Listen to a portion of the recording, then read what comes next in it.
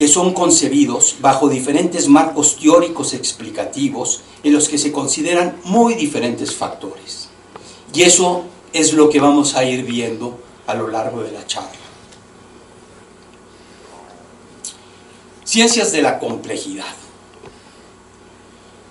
Los fenómenos educativos y psicológicos, que mi visión siempre se desprende desde la psicología, que es mi formación básica y de la cual no me he desprendido a lo largo de todos mis años como docente y investigador educativo, son la resultante de situaciones sistémicas en las cuales confluyen múltiples factores que interactúan con efectos muy diversos, dando como resultante una dinámica compleja en la que se generan múltiples fenómenos emergentes y por lo mismo son estudiados desde la visión de las ciencias de la complejidad.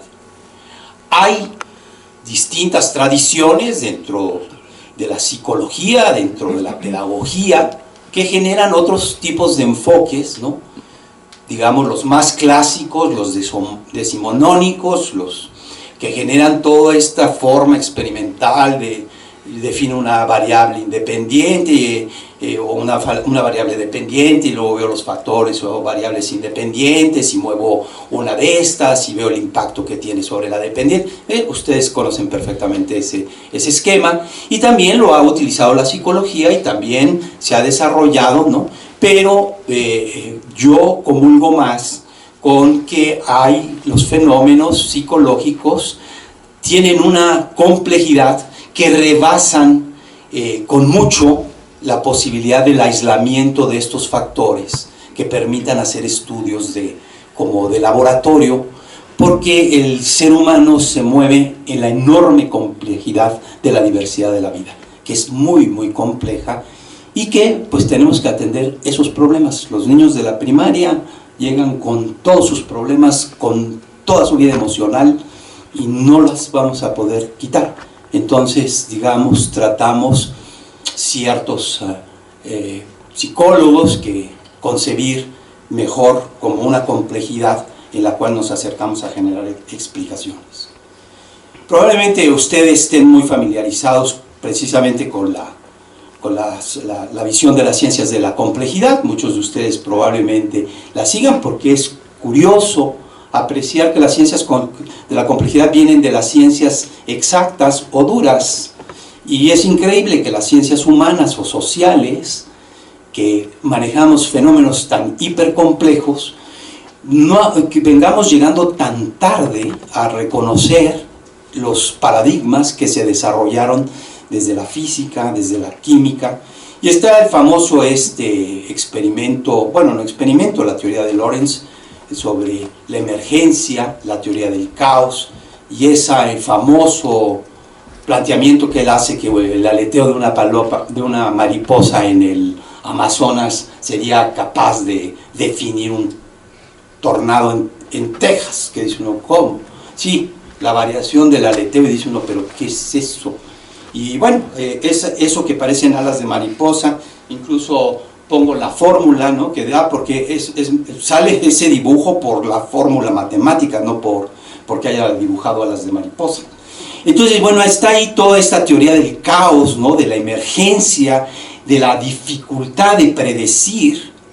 Y bueno, también está Prigioni, como se pronuncia, no puedo ser muy malo para pronunciarlo, donde habla, donde tiene este libro tan bonito en su título, a mí me cautiva muchísimo, El fin de las certidumbres.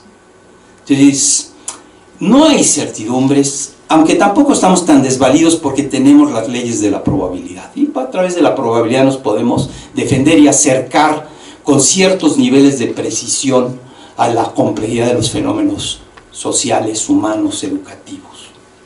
Entonces, la complejidad en la dinámica de la motivación. La motivación es muy, muy dinámica, muy compleja. ¿Por qué? Porque reacciona a las circunstancias, a la diversidad de circunstancias que puede uno tener. Lo vamos a ir viendo con algunos ejemplos. Entonces, esto reclama una visión sistémica. O sea, tratar de ver de una forma más holística el fenómeno, de que está incidiendo los factores que producen efectos de motivación.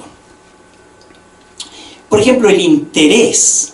Obviamente el interés, diríamos, bueno, es un aspecto sustantivo de la motivación. Si estoy interesado, y diríamos, en la esfera educativa, probablemente sea el factor más sustantivo que deberíamos de promover en nuestros estudiantes.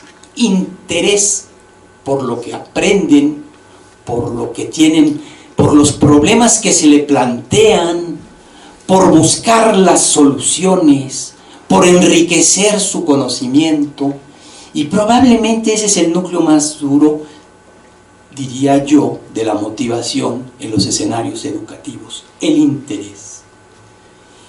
Entonces, hay un interés que lo vamos a ver, y vamos a ver en ciertos teóricos que hicieron planteamientos sobre la motivación y que dejaban fuera factores tan sustantivos como este del interés. Por ejemplo, la recreación cognitiva. Alguien puede decirle, bueno, ¿y a ti por qué te interesa leer 100 años de soledad? Pues me deleita, me gusta, me genera satisfacción, eso me motiva a leer. Y por eso ya compré otro libro, ¿no? Y está motivado y le despierta el interés. ¿Qué ganas? El regocijo, la recreación, el gusto. Hay teóricos de la motivación que dejaban esto fuera, o lo dejan. Los vamos a ver. Entonces está la recreación, en esto la resignificación, el gusto que generan las personas al recodificar los significados. Y obviamente hay una cosa que es la contratesis del interés y que probablemente también sea un factor de motivación en los escenarios educativos muy importante. La aburrición. Me aburre ya, me parece tedioso, me cansa, pierdo atención. Entonces ese es, digamos, un factor que está entre estos dos y que tiene una bipolaridad ahí que juega y que lo vuelve complejo. La circularidad de la motivación. O sea, ¿quién motiva a quién? ¿Los estudiantes motivan al profesor o el profesor motiva a los estudiantes? Es de los dos lados. Un profesor aburrido desmotiva a sus estudiantes. Estudiantes entusiastas, con ánimo, con buenas preguntas, motivan al profesor. Entonces aquí, ¿dónde está la direccionalidad? Bueno, es circular, va de un lado al otro, y entonces nos rompe este esquema causa-efecto, ¿no? ¿Quién causa el efecto de motivar? Los agentes pueden ser por un lado y por el otro. La fuerza, la energía de la motivación también es dinámica. Ganar o perder motivación, o sea, vemos que el factor motivacional no es que, está motivado, bueno, hoy, a lo mejor mañana, pero esa motivación se puede perder. O al contrario, no le interesa nada, está totalmente desmotivado y se puede ganar. Entonces, la motivación tiene esta ambivalencia. Y por ejemplo, un acercamiento a la idea de la fuerza de la motivación ha sido la pulsión. Ha sido un concepto que se ha manejado como un sentido de fuerza de la motivación, mucho, digamos, hacia los planteamientos más de orden orgánico, que sé que ustedes se mueven en estas esferas, ¿no? En todo lo que pueden ser de las neurociencias, ¿no? Todos los factores de orden biológico que pueden crear situaciones y que levantan elementos de motivación, de pulsión. Digamos, uno muy claro es el hambre, y el hambre, pues por supuesto que nos motiva muchísimo a comer si tenemos hambre, y por supuesto que perdemos todo el interés por comer si estamos totalmente satisfechos. Podría hasta causarnos aversión que nos estén queriendo invitar a comer cuando estamos totalmente satisfechos, ¿no? Por ejemplo, la pulsión sexual es un fenómeno también muy interesante y también genera y despierta enormes motivaciones y potencialidades, y puede, cuando se satisface esa pulsión, perderse completamente la fuerza de la acción. Entonces, bueno, están ambivalentes, las motivaciones pueden ser positiva, negativa, o sea, hay cosas que pues sí me interesa, sí me interesa ir a Acapulco, sí tengo muchas ganas, sí, pero la carretera está muy peligrosa. Entonces se me vuelve una ambivalencia, ¿no? O pueden ser positiva, ¿no? No, pues me ofrecen un trabajo en el Cinvestav y está muy bien, paga muy bien, híjole, pero está hasta el norte, ¿no? Yo vivo en el sur, ¿no? Pues yo prefiero la UNAM porque a lo mejor si me ahorro el ir y venir, ¿y qué hago? No, pues es que en el Cinvestav hay un muy buen profesor que me encantaría, híjole, y entro en positivo, ¿no? Puedo tener esa, o positivo, negativo, pues tienes que operarte, ay, no, ah, bueno, pues si no, ese cáncer va a avanzar, no, si no. Entonces puedo entrar en ninguna de las dos, me gusta, pero me mete en el conflicto y obviamente promueve mis acciones y generan y las energetizan en distintos sentidos. Por ejemplo, un fenómeno también muy interesante es el cansancio, ¿no? Como por más motivados y encantados que estemos ante lo que sea, tenemos un proceso de desgaste continuo en donde vamos entrando a estos cansancios, donde terminamos porque ya no nos interesa. O también la sobredosis, y esto por ejemplo es muy interesante en la esfera, digamos, educativa, en los escenarios escolares, que muchas veces, por ejemplo, yo pensaría que uno de los grandes problemas curriculares, y está muy dicho, pero en México no entendemos, es la sobredosis de contenidos. Ponemos una brutalidad de cosas, la omnisapiencia, ¿no? Entonces, es una convocatoria que nadie puede tener el ánimo de querer cruzar sobre esos contenidos curriculares y absorberlos todos, están totalmente desmedidos, ¿no? Entonces, por ejemplo, ahí hay efectos de sobredosis y que obviamente genera el desánimo. Cuando hay una sobredosis de trabajo, genera desánimo y no nos motiva a hacerlo, ya, porque decimos, no, eso está muy difícil, muy pesado, prefiero nada. La acción. La acción es un concepto que se construyó en psicología como la unidad de análisis del fenómeno psicológico. Como les digo, en todo esto es muy controvertido, hay autores que lo usan, hay autores que no comparten el que la acción se considere como la unidad de análisis del fenómeno psicológico. Independientemente de que si es o no la unidad de análisis del fenómeno psicológico, sin duda es un concepto muy interesante, ¿no? Y más o menos se determina que nuestros comportamientos generan una acción que tiene como factores determinantes externos, extrínsecos, que nos motivan, e internos, intrínsecos o cognitivos, que nos motivan, los cuales activen y dirigen y mantienen el comportamiento de los individuos en busca del logro de un propósito. Entonces la unidad de análisis es yo quiero hablar por teléfono, entonces yo dirijo todo y mi motivación está encaminada a generar la satisfacción de esa necesidad. Y aquí es una forma en que autores han definido que la motivación está pautada por factores externos, extrínsecos y factores intrínsecos. Los factores extrínsecos son las consecuencias de nuestros actos. Es una tesis muy ampliamente desarrollada en lo que se llamó el conductismo de los que se desarrolla en los Estados Unidos con mucha intensidad en los años 20, 30, 40, 60, 70 y por ahí va perdiendo su fuerza, pero probablemente ustedes han oído uno de sus más ilustres representativos de esta corriente, Skinner, ¿no? Y hace todo un planteamiento de la idea de la educación, y se hacen las máquinas de enseñanza bajo estos principios de los reforzadores positivos, negativos y el castigo, y está esa teoría conductual. Pero por otro lado surge, y eso es interesante, como una contratesis psicológica, la escuela europea.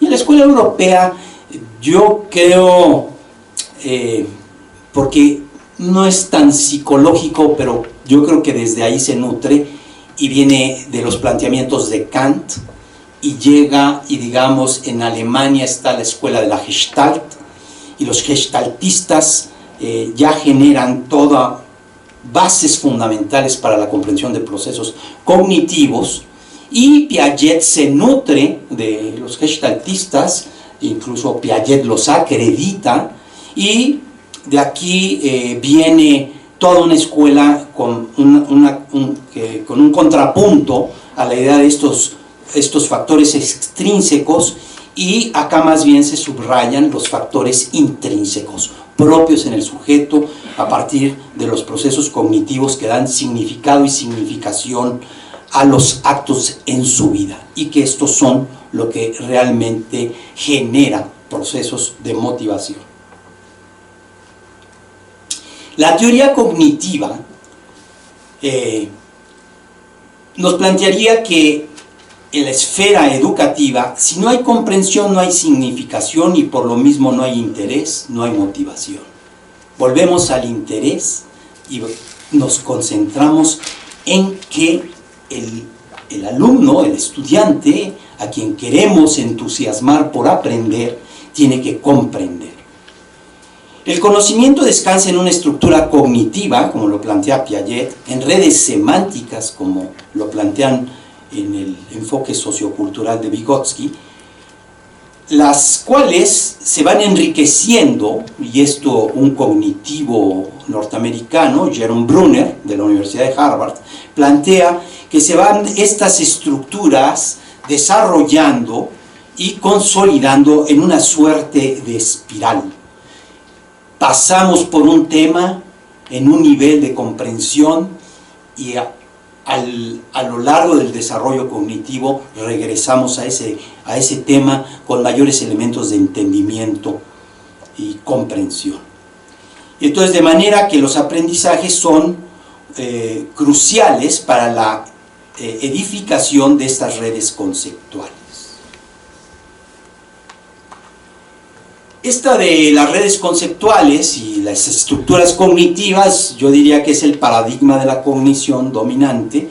Yo lo que les estoy exponiendo, digamos, la idea de esta estructuración circular que planteo, les pongo a un lado lo que la Enciclopedia Británica tiene para presentar sus temas, cómo están exactamente recogiendo estos esquemas de estructuración. Entonces tienen ahí, por ejemplo, si uno ve en geometría, empieza a decirle a uno cuáles son estos nodos conceptuales que se articulan con la geometría: espacio, línea, punto, área, volumen, y va enriqueciendo. Y vemos, por ejemplo, dentro del desarrollo de la geometría, pues obviamente está la gran aportación del planteamiento del teorema de Pitágoras, porque nos hace ver el fenómeno de relaciones geométricas que están dadas en toda figura triangular, y genera todo este teorema de Pitágoras. Y lo que vemos es que lo mal que se enseña en nuestro sistema educativo, pero es un problema en el mundo, si alguna disciplina genera indicadores de mayor reprobación, de mayor dificultad, es las matemáticas. No es solo nuestro país, pero nuestro país es muy crítico, muy crítico. Tenemos niveles muy pobres de entendimiento de procesos matemáticos muy elementales. Niños que terminan la primaria y no llegan ni siquiera a operaciones básicas. Obviamente no comprenden, digamos, un proceso multiplicativo, todo lo aprenden por memorización, sin interés. En fin, ahí hay toda una raíz de un problema muy serio y que creo no está atendido en dimensionarlo por la problemática de la motivación. Entonces aquí las enseñanzas de la matemática suelen ser memorísticas, basadas en algoritmos sin comprensión, lo que no promueve la motivación. Entonces nos hacen operativos en matemáticas, en álgebra, pero cálculo, y no entendemos nada, no entendemos cuáles son, por ejemplo, los principios de la trigonometría. Los alumnos aprenden las funciones trigonométricas sin comprender la lógica básica que estructura las relaciones que hay entre los lados y ángulos de un triángulo. Eso es lo más elemental que debería de entender un muchacho cuando le vamos a querer enseñar trigonometría.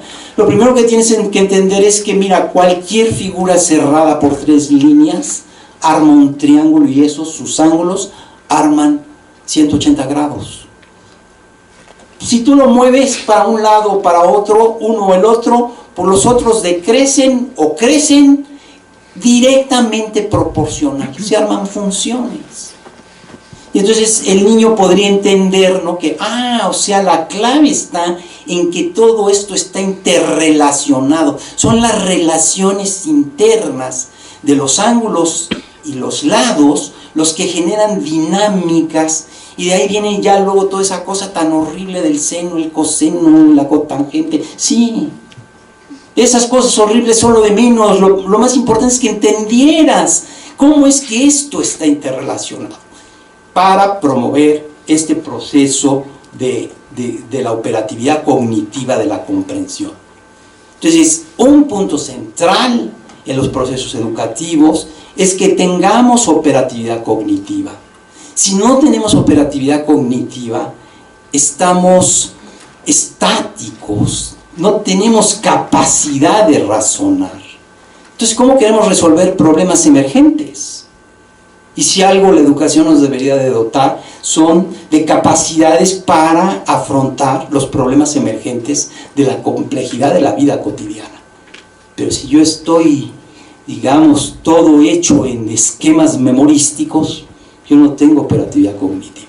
Entonces, ahí están problemas muy sustantivos de la educación y que están, pues, asociados a la motivación.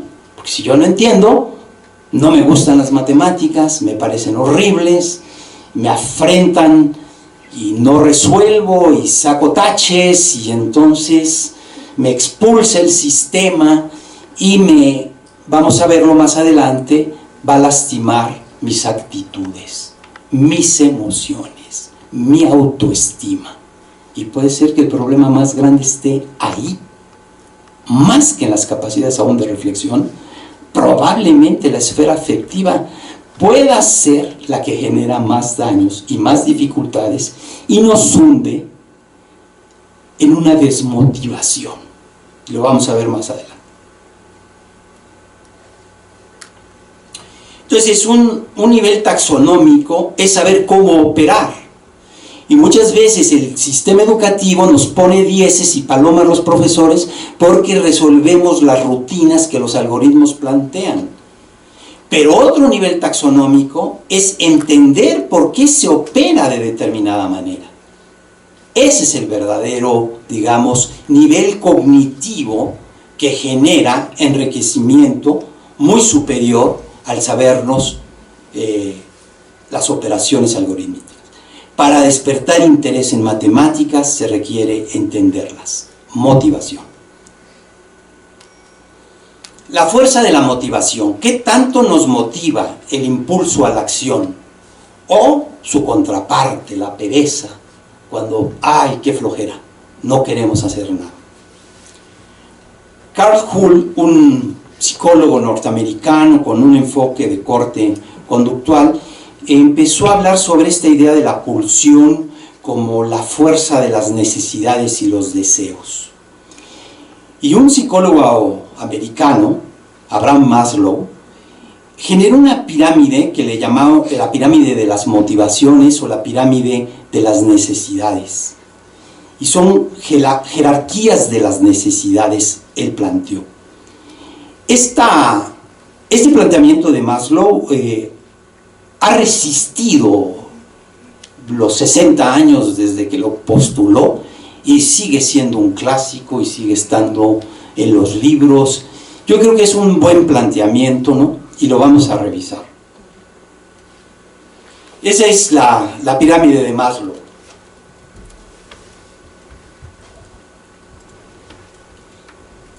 Esta pirámide realmente es una interpretación mía de la pirámide de Maslow.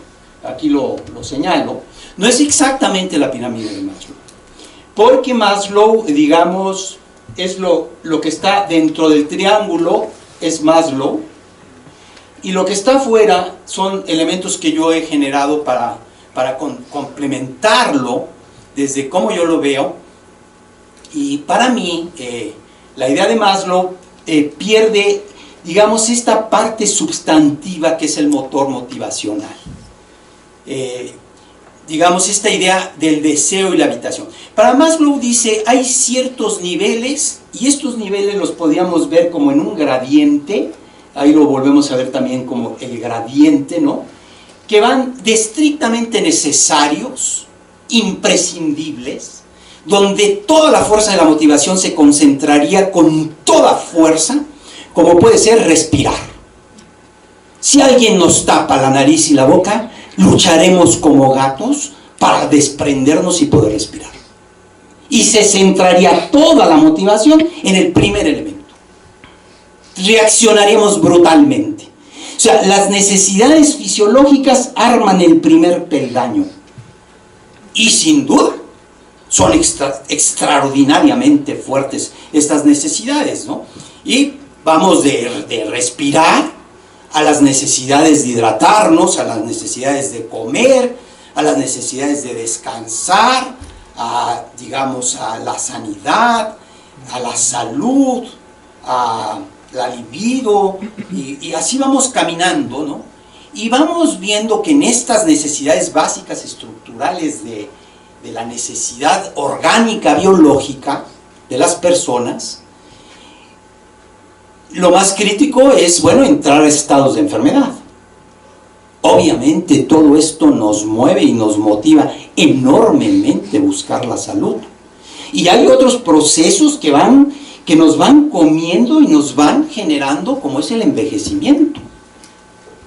Y con la edad vamos sintiendo, ¿no?, cómo se nos vienen metiendo limitaciones. Nos cansamos más, perdemos capacidad de memoria, en fin, vamos teniendo y nos va llevando, ¿no? Y obviamente llega el punto más crítico, que es la muerte. Entonces, bueno, este sería el primer escalón, que serían las necesidades fisiológicas básicas. Después ahí Maslow nos diría, bueno, viene otra gran motivación. Para él, en la jerarquía de los intereses en la vida, la segunda sería la seguridad, la protección, la estabilidad, la certidumbre. Nos choca la inseguridad, nos tensa, nos genera mucha angustia. Si vamos a perder el lugar donde vivimos, si no hemos pagado la renta y nos van a echar y no sabemos a dónde vamos a ir a refugiarnos, eso nos despierta un estado anímico brutalmente tenso y de grandes preocupaciones, y por supuesto nos motivamos por completo a tratar de resolver ese aspecto. Entonces, la seguridad en todos los sentidos, la certidumbre, si nos da certeza, eso obviamente nos motiva muchísimo. La búsqueda de la tranquilidad es la que está plenamente asociada a este factor de inseguridad. Luego viene la aceptación, la afiliación, la unión, el no sentirnos rechazados, el sentir pertenencia de grupo, el tener, digamos, confidente, alguien que le tenemos la confianza para contarle nuestros problemas, nuestras intimidades. Eso también tiene una gran fuerza en el proceso de, digamos, las necesidades que motivan nuestras acciones. Luego viene el reconocimiento, el aprecio, la estima, que nos tengan en buena estima, también eso nos mueve y nos genera necesidades. Y luego viene otro peldaño, el de más arriba que ponía Maslow, y que es muy interesante para el proceso educativo, que es la prospectiva, la realización de logros, el tener un proyecto de vida. Eso en los estudiantes es fundamental. Que el estudiante pueda construir una idea de futuro y que haga esfuerzos por construir el desarrollo de un proyecto de vida. Lo más común es, por ejemplo, cuando se mete un muchacho a estudiar una carrera académica, va construyendo una idea de futuro y en él va operando. Si eso se cae, ese proyecto de vida, entra en desánimos y tenemos desertores. Tasas de deserción muy altas que tenemos en el sistema educativo. Problema mundial, pero México tiene un problema muy serio en factores de deserción. Se desmoronan esos proyectos de vida. Incluso se pueden desmoronar cuando un muchacho quiere ingresar a la preparatoria y no pasa el examen, o quiere ingresar a la universidad, no pasa el examen y se desmorona ese proyecto de vida y hunde muchas veces no solo al muchacho, sino a la familia, porque el muchacho queda en el desánimo y en el vacío. Entonces, el proyecto de vida sin duda es muy relevante. Y bueno, yo le puse un peldaño más, este no es de Maslow, que creo genera también factores motivacionales, y ese ya es, digamos, para mí a un nivel muy superior, que es cuando tiene uno el construir una contribución, un legado. Cuando una persona busca dejar un legado, es decir, morirse y sentir que deja algo en beneficio de otros y que eso puede despertar enorme motivación. Es muy común que se tenga este proyecto de legado hacia la familia, hacia los hijos. Pero hay personas que tienen una sensibilidad mayor y buscan su proyección de vida después de su muerte. Ellos ya no van a ver la resultante de sus acciones, pero les entusiasma, se esfuerzan, se motivan por construir una aportación que vaya más allá de su vida. Obviamente genera fuerzas motivacionales muy positivas. Todo este proceso, ¿verdad?, de esta pirámide, ¿no?, en la medida en que se satisfacen estas necesidades, nos lleva a lo que podríamos decir el bienestar subjetivo, y el bienestar subjetivo, por supuesto, es una fuerza que nos mueve y nos impulsa. Estoy viendo que estoy ya se me está cortando el tiempo, voy a avanzar más rápido. Y todo, finalmente, es para podernos dar calidad de vida. Hay otro psicólogo que tiene una teoría muy bonita, que él la construyó para la felicidad. Y uno dice, ¿la felicidad? Bueno, hay ministerios en Venezuela, hicieron uno de la felicidad, ¿no? Como suena medio ridículo, porque el concepto de que hacemos un ministerio de la felicidad suena medio ridículo, pero sí hay muchos gobiernos, ¿no? Entiendo, el gobierno del Reino Unido tiene proyectos, lo que se llama el bienestar subjetivo, que podríamos decir es una forma menos fuera de lugar de frasearlo, el bienestar subjetivo. Y este señor nos decía que la forma en que se genera el bienestar es lo que él llama la teoría del flow o del flujo, que es cuando las cosas no nos frustramos, no nos tropezamos, fluyen. Y cuando las cosas fluyen, entonces nos sentimos contentos. Y decía, quienes son los más felices son los artistas, son a los que mejor les fluye, pero quizás los académicos no nos fluya tanto. Luego viene Albert Bandura, este es muy interesante, es un psicólogo canadiense que trae una orientación conductista, pero él rebasa el planteamiento conductista y entra una idea fundamental que mueve a las personas y que es el sentido de autoeficiencia. Entonces, el sentir que uno tiene capacidad y que esa capacidad uno la absorbe, digamos, en su identidad. Soy capaz, soy autoeficiente, tengo posibilidad. Esto nos energetiza y nos motiva de manera extraordinaria. Entonces, esto son las actitudes, las predisposiciones, y genera, digamos, la esfera en el nuevo marco educativo, hubo una transformación conceptual que fue pasar a competencias. Dejémonos de objetivos de aprendizaje y pasemos a competencias. Básicamente por el examen PISA fue el que movió de la OCDE, nos movió mucho a este esquema de competencias. Pero lo fundamental en la competencia es que hay que tener el reconocimiento de las actitudes, de la esfera emocional. No es solo cognición, no son solo problemas, no se trata solo de entender. Hay un fenómeno base que son la esfera emotiva del estudiante y que genera una relevancia de primer orden. Y vamos a las actitudes.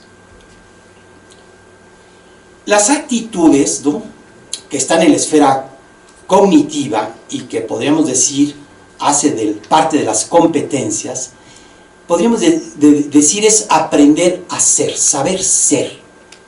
Por ejemplo, saber ser un médico, saber ser un psicólogo, saber ser un músico, saber ser un físico, un científico, un músico, un pianista. En fin, hay unas formas de ser.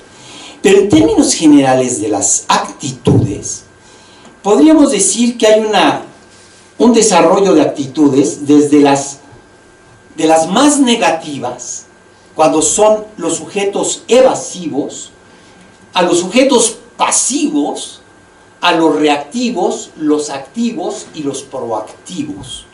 Y podemos ver que hay un corrimiento de actitudes muy distintas. Se los voy a poner con un ejemplo que me gusta ilustrar. Vamos a suponer que un señor del campo migra a los Estados Unidos, llega, pongámoslo un poquito más al norte de los estados americanos, digamos a Illinois.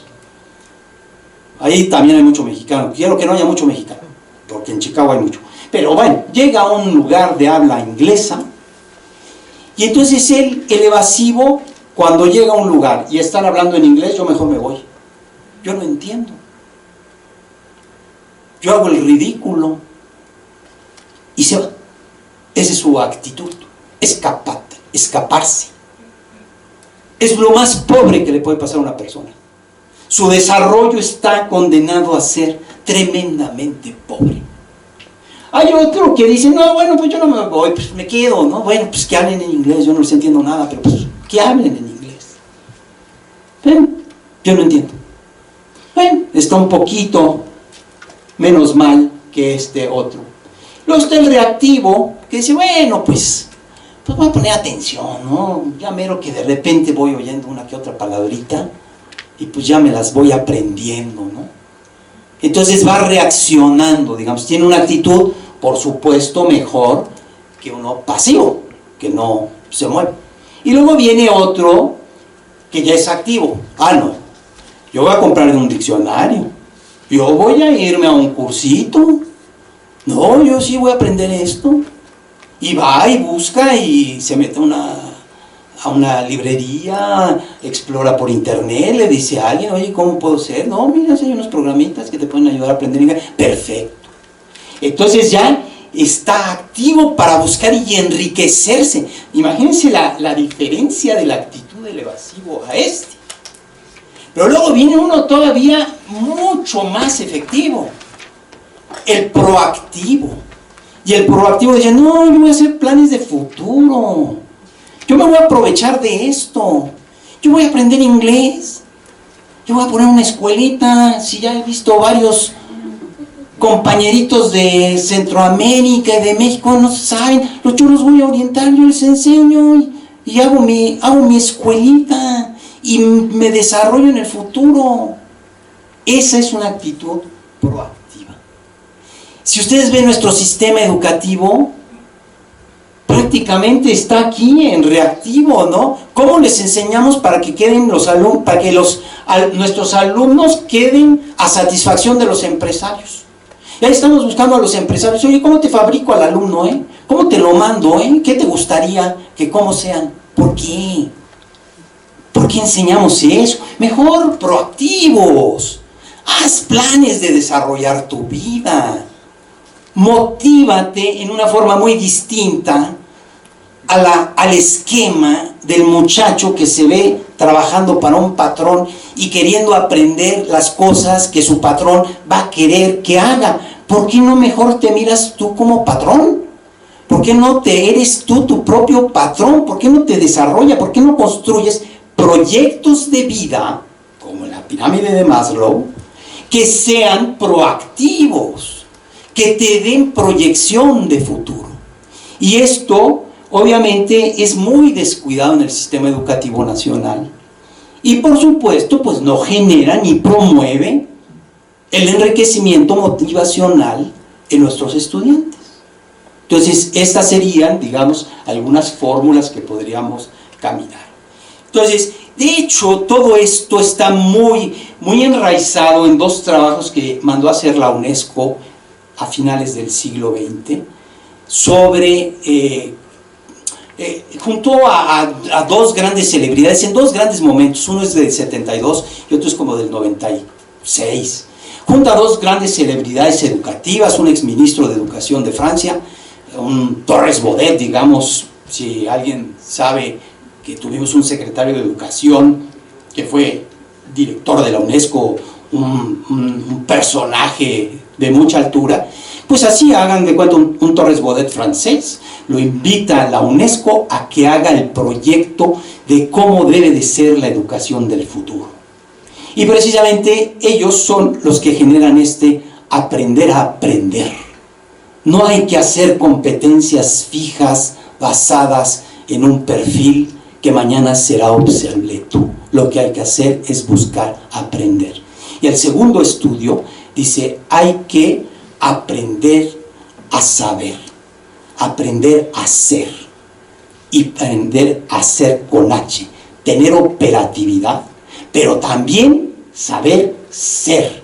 Y esta, lo que nos dice, es precisamente la de Maslow, la de la identidad de autoeficiencia, la construcción de la identidad, armar un autoconcepto del estudiante, ayudar a que el estudiante desarrolle su autoconcepto, su identidad, con elementos de autoeficiencia, de autoestima, de autorregulación.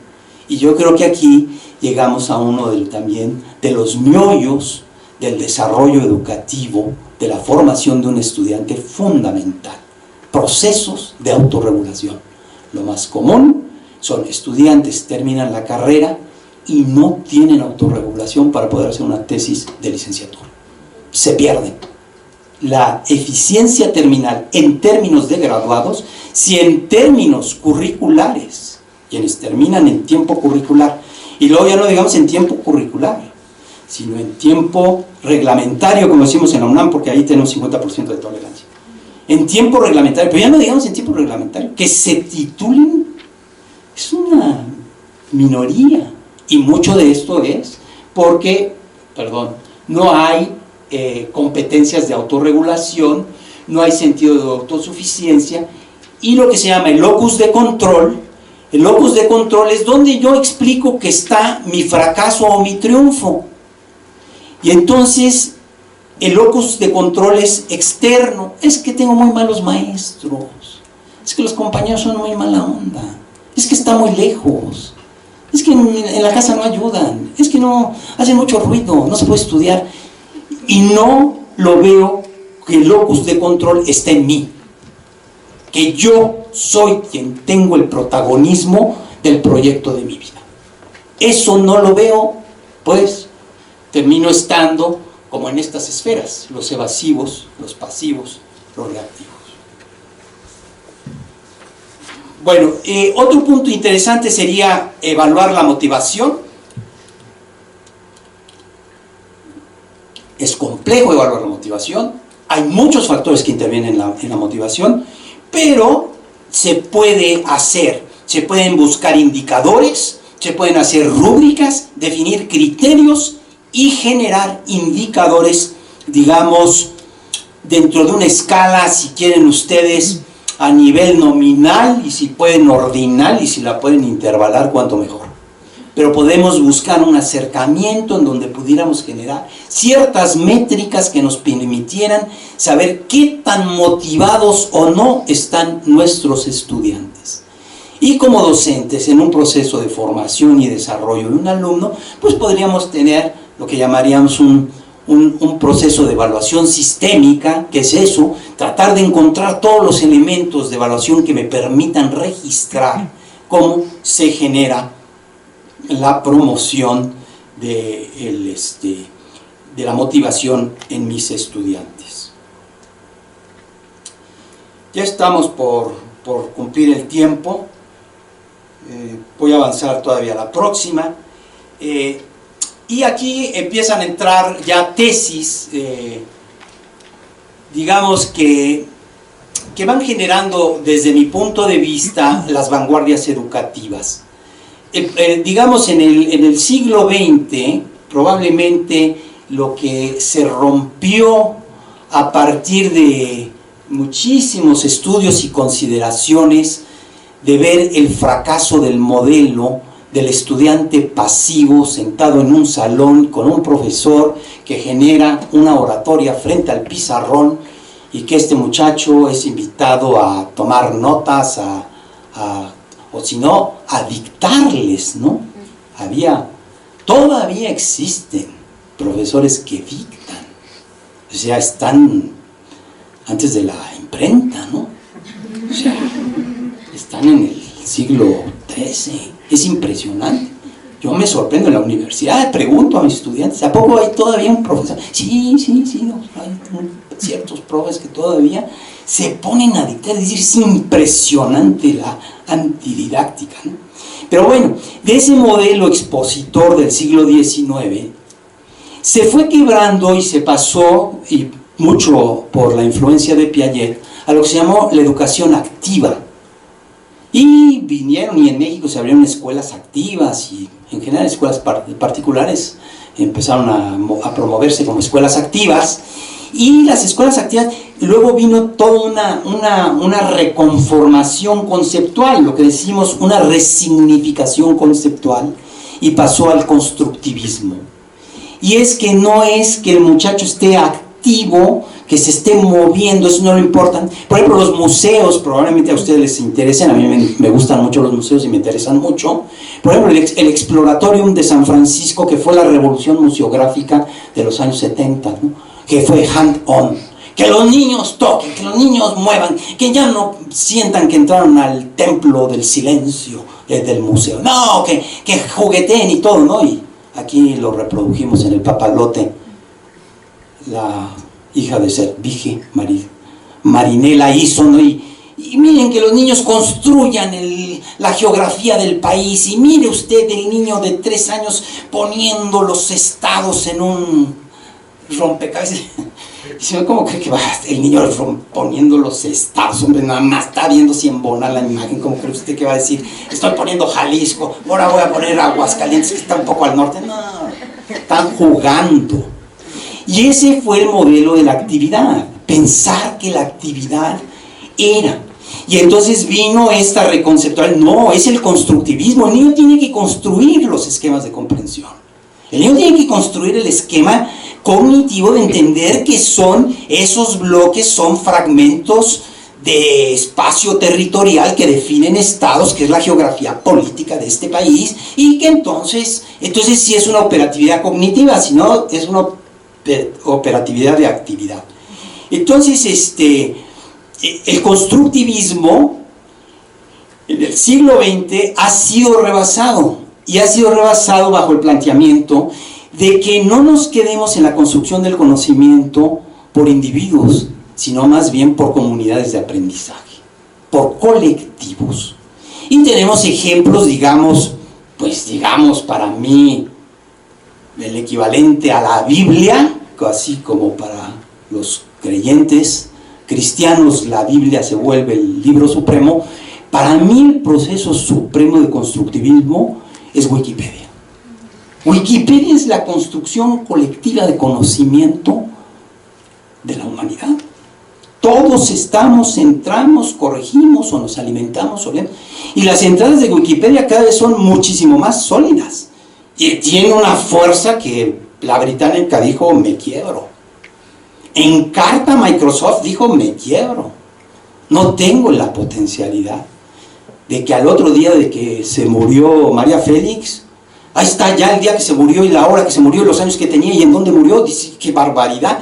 No, hombre, yo británica lo hacía con un librito al año, decía, esa es la actualización, ¿dónde están?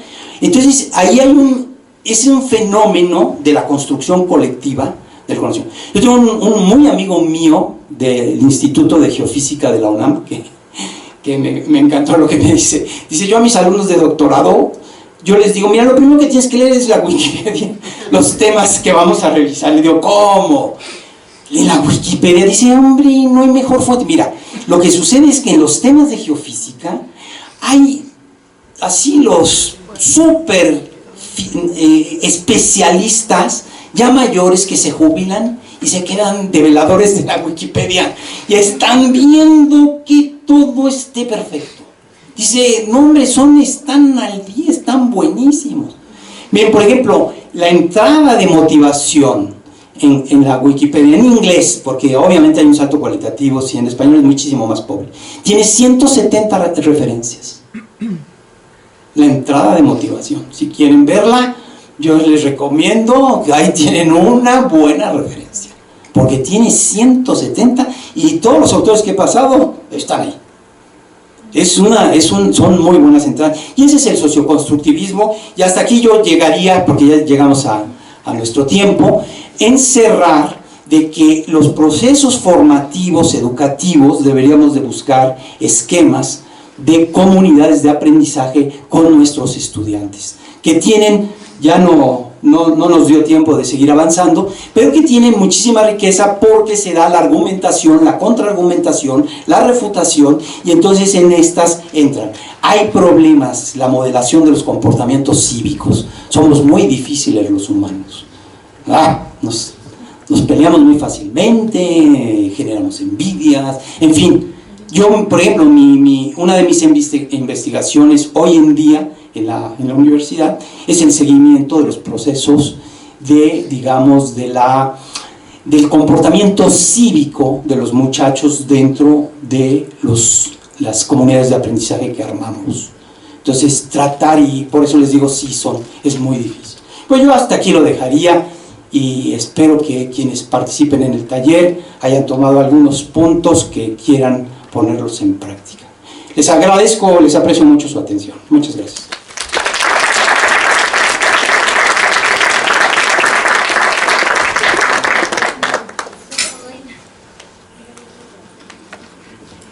Bueno, pues agradecemos su asistencia. Lamentablemente no hay tiempo para preguntas.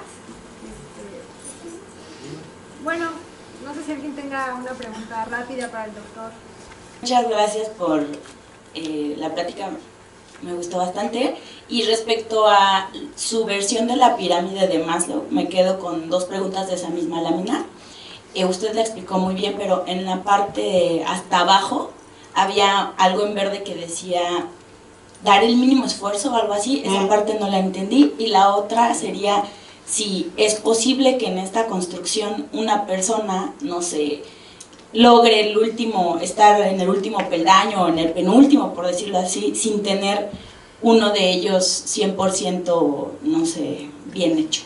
Sí, mire, estas líneas, precisamente lo que nos dice es que esto está circulando, no es una escalera que uno va así, sino van y vienen, ¿no? Puede estar usted teniendo el gran problema de los afectos, de algo, ¿no? Pero le surge un problema de una enfermedad y ¡pum!, cae acá, a que esto se vuelve más importante, ¿no? O está aquí con un problema, pero se entera que le van a dar un reconocimiento nacional, un premio, y ¡brum!, está ahora usted acá. O sea, esto no tiene orden, va y viene, por eso están estas flechas en esta forma. Entonces un estado de salud mental, por así decirlo, no lo podríamos definir porque no vamos a estar nunca con todos al 100. No, exacto, no. Son tonos anímicos, afectivos, un tono anímico. todos sentimos, ¿no? Cuando nos levantamos en la mañana, muchas veces los malos sueños nos dejan mal tono anímico. O puede haber un buen sueño, dormimos bien, nos paramos contentos, ¿no? ¿Por qué? Bueno, tenemos buen tono anímico ese día. Pero pueden salir muchos factores de aquí, ¿no? Me dieron una beca, ¿no? Ay, fíjate que me becaron para ir a Harvard. Ay, hombre, qué padre, voy a estar en la hora. No, hombre, pues ya, aquí el reconocimiento, el aprecio, la estima, la familia, los maestros, ¿no? Entonces esto todo camina y genera este bienestar subjetivo, ¿no? Y finalmente terminamos por tener calidad de vida, ¿no? Saber ser, aprender a ser, tratar de buscar que tengamos calidad de vida, finalmente. ¿Alguna otra pregunta? ¿No? Bueno, acá enfrente. Sí, un par de comentarios.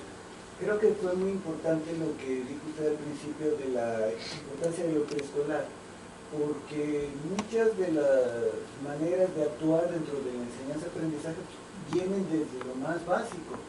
Entonces, yo tengo la experiencia de que doy clases en licenciatura y cada semestre me aterrorizan con un curso de actualización. Entonces, me pareció maravilloso el día que una chica nos dijo a los que hacemos ciencias duras, el día que los que hacen las ciencias duras usen los recursos de internet vamos a crecer muchísimo.